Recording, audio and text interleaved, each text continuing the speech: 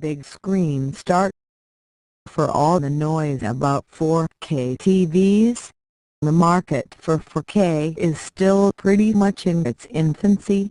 I mean, it's the rare channel that broadcasts in 4K or 4 times the resolution of HD 720p content, and there's a smattering of sample content on the internet.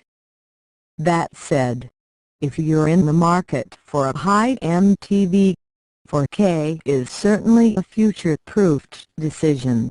And Philips' new range of 4K Ambilight LED TVs, available in 50-inch, 58-inch and 65-inch models, make a damn good play for your wallet with a ton of features beyond its 4K USP.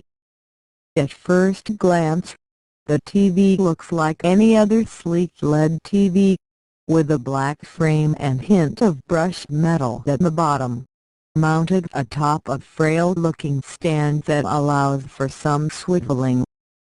Around the back are a bunch of ports: USB, audio in, digital audio out, VGA for connecting to PC's component ports, and a wired network port. Apart from 4 HDMI ports, which you'd expect to be using the most, though honestly, I'd have preferred more ports on the side of the TV instead of on the rear. The highlight of the TV clearly is the Ambilight backlighting via the strip of small LED lights on the two sides and the top edge, which project a glow onto the space behind the TV.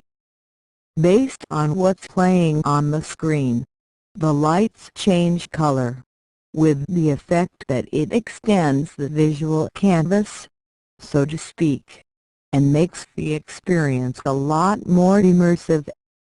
There's a unique two-sided remote that has the regular remote keys on one side, and a full 42-key alphanumeric keyboard on the other, which makes using the smart TV and internet features a real breeze. Video playback is extremely good.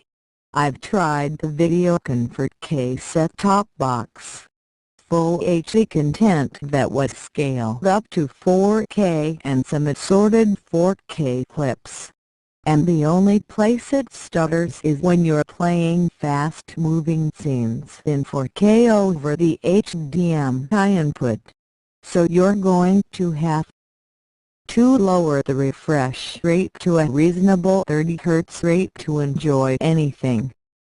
Picture quality, clarity and colors are top-notch though. Net.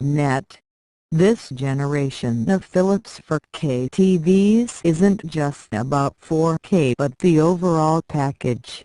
3D, 4K, Ambilight, excellent image quality and all A&E at the price. It makes for a compelling buy recommendation. Rating: 8/10 price. Cars 2.35 lock 58-inch. Budget warrior miracle in metal are just the sort of words I'm likely to write off as hyperbole, but the euphoria is out to prove me wrong. Price that are $6,999. The budget phone from the Micromax subsidiary is arguably one of the best designed phones in the sub-10K segment. Heck, I'd even say it's better finished than most phones priced twice as much, thanks to its metal frame and slim dimensions. It feels nice in the hand, and thanks to its 720p 5-inch screen, is quite manageable in the hand.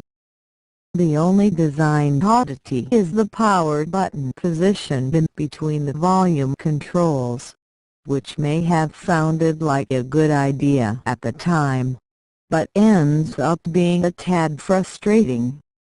Like other budget phones in this price segment, The Euphoria is powered by a Qualcomm 1.2GHz quad-core Snapdragon 410 chip, which has an ample 2 GB of memory and 16 GB of inbuilt storage, expandable by 32 GB.